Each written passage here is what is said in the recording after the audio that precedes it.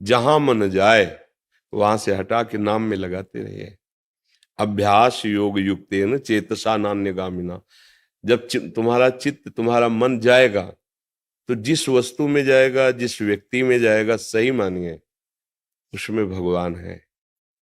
जहां आप भावना करोगे मन लौट आएगा। देखो लोग समझ नहीं रहे हैं, ऐसे भगवान कैसे हो सकते हैं। हमारे मन में भ्रम आता है ना, प्रश्न आ जाता है। हीटर गर्म कर रहा है ना, पावर कौन है? बिजली है ना। ये तेज रूप में प्रकाशित हो रहा है, प्रकाश ये बिजली है ना। मोटर रूप में पानी ऊपर खींच रहे, बिजली है ना। मतलब कहीं ना कहीं मेरे जीवन का योगदान है बहुत बड़ा, और छू जाए तो मृत्यु है ना।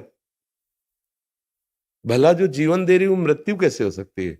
लगता है नहीं लग।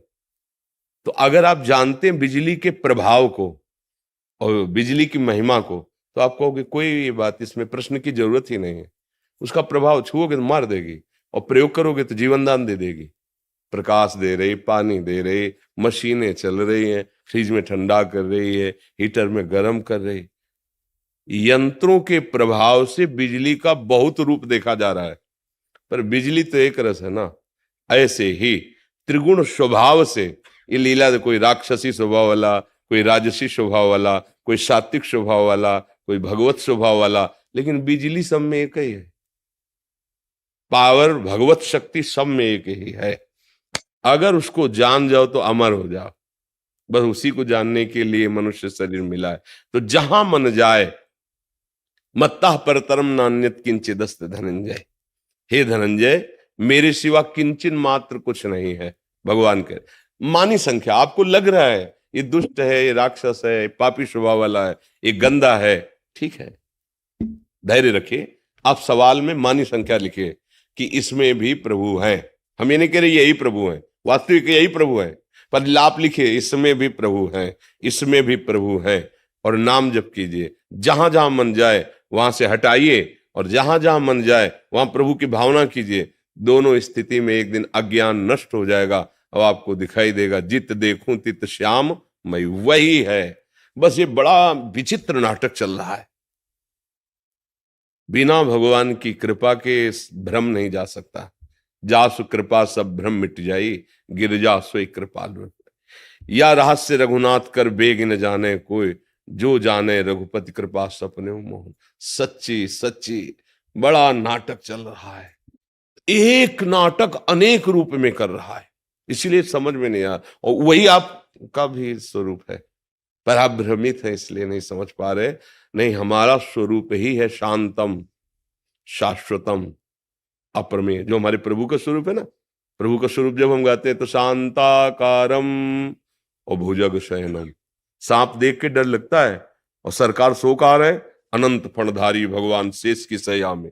और स्थिति क्या है? शांताकारम, भगवान शिव के गले में वासुकी नाग बैठे हुए हैं। शांतम शाश्वतम अप्रमेय मनघम निर्वाण शांति प्रदम।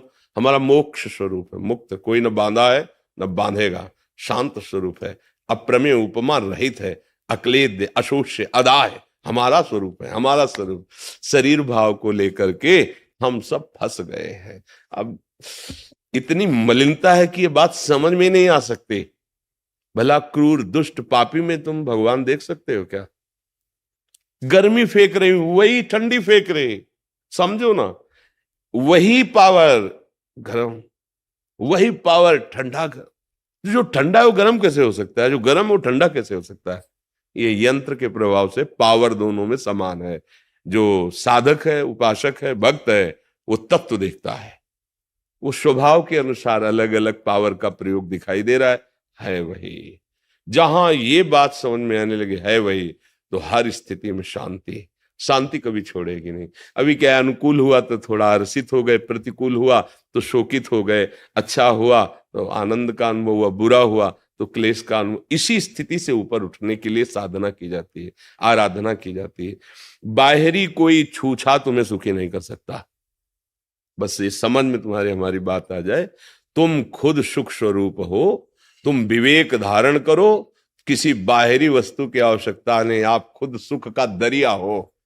क्योंकि ईश्वर का अंश है ना, आनंद समुद्र, भगवान का अंश आनंद में है। बस ये बात हम आनंद की खोज रुपए में करते हैं, पद में करते हैं, भोगों में करते हैं, इसीलिए हमें आज तक आनंद नहीं मिला है। एक बार राजसूय यज्ञ में भगवान श्री कृष्ण अर्जुन पास ही बैठे थे, तो एक चींटा एक दाना लेकर के, चावल का टूटा हुआ, बड़ी मुश्किल से चल पा रहा था क्योंकि उसकी एक टांग टूटी हुई थी। तो अर्जुन जी की दृष्टि पड़ी, कहा प्रभु राजसूय यज्ञ में सब आनंद ले रहे हैं, ये चींटा कितना कष्ट पा रहा है, क्या इसको भी कभी सुख मिलेगा? तो भगवान ने कहा तुम तो इसके आगे को देख नहीं पा रहे, पूर्व को। ये 14 बार इंद्र बन चुका है चींटा। भगवान ने क्या कहा? 14 बार वो इंद्र बन चुका है, और आज दशा क्या है? एक दाना लेकर लंगड़ा के चल रहा है। समझ रहे हो? हम इंद्र भी बन चुके हैं, हम देवता बन करके खूब भोग भोगे हैं, हम नरक में जाकर खूब दंड भोगे हैं, कुछ याद नहीं है। माया का काम है विस्मरण करा दे। अब नया शरीर मिला भगवत प्राप्ति के, लगता है भोग भोग लो, जो तुम चाह रहे हो इससे बढ़कर तुम्हें मिल चुका है, लेकिन आज तक तुम्हें तृप्ति नहीं हुई। अब क्या होगी?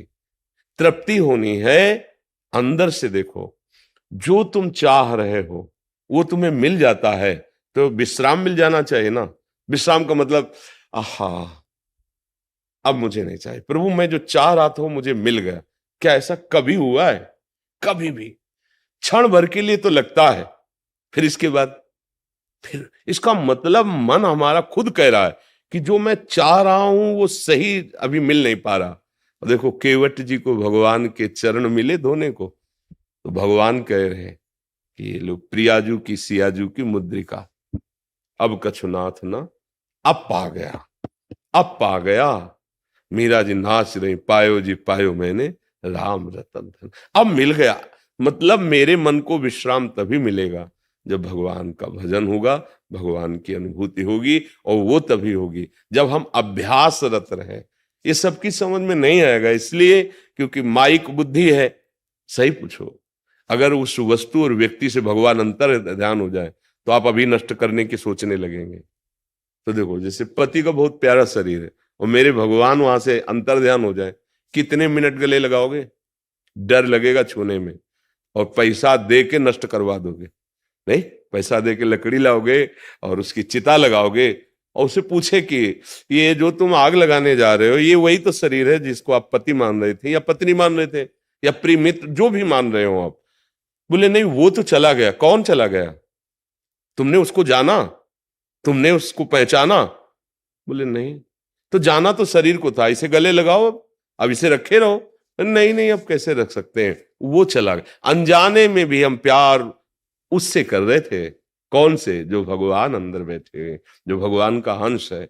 अज्ञान की धरा में हम जी रहे, इसलिए समझ नहीं पा रहे। ये हमारा स्वरूप ही शांत है, हमारा अक्लेद्य, कोई क्लेश छू नहीं सकता। अदा है, कोई अग्नि की ताकत नहीं जला सके। अशोष्य, कोई वायु की ताकत नहीं कि सुखा सके। हमारा स्वरूप जो है वो ऐसा है। इसलिए नाम जप करते हुए जहां जहां मन जाए वहां वहां भगवत भावना, और या वहां वहां से मन हटाकर अपने प्रभु के नाम में लगाना। दीर्घ काल निरंतर सत्कार सेवितो दृढ़ भूमि, यह दीर्घ काल तक निरंतर ऐसा अभ्यास किया जाए तो सिद्ध हो जाएगा दृढ़ भूमि, फिर परमानंद की अनुभूति होगी। सही सही। काकभूषुंड जी गरुण जी से अपना अनुभव कहते हैं कि कोई ऐसी योनि नहीं जहां मैं गया न हो, कोई ऐसा कर्म नहीं जो मैंने किया न हो, लेकिन सुखी न भयो आज की राय। आज जैसा मुझे सुख भगवान की भक्ति में मिला वैसा कहीं नहीं मिला। ये बड़े बड़े महापुरुषों का है। विश्वास करके चल दो। तो क्या करना, कुछ बदलना थोड़ी है, जैसे रह रहे हो वैसे रहो। पत्नी पुत्र परिवार वैसे ही, जो ड्यूटी कर रहे हो वही ड्यूटी करो, बस भावना बदलनी है। ये ड्यूटी भगवान की सेवा है, ये परिवार भगवान का ही दिया हुआ कर्तव्य है, तो हम उसका निर्वाह। पत्नी के साथ पति का कर्तव्य, पुत्र के साथ पिता का कर्तव्य, माता के साथ पुत्र का कर्तव्य, अपने अपने कर्तव्य का निर्वाह रूपी पूजा करते हुए और नाम जप करो, भगवान के सहारे रहो। जो एक सिद्ध संत को गति होती वही आपकी गति होगी। उदय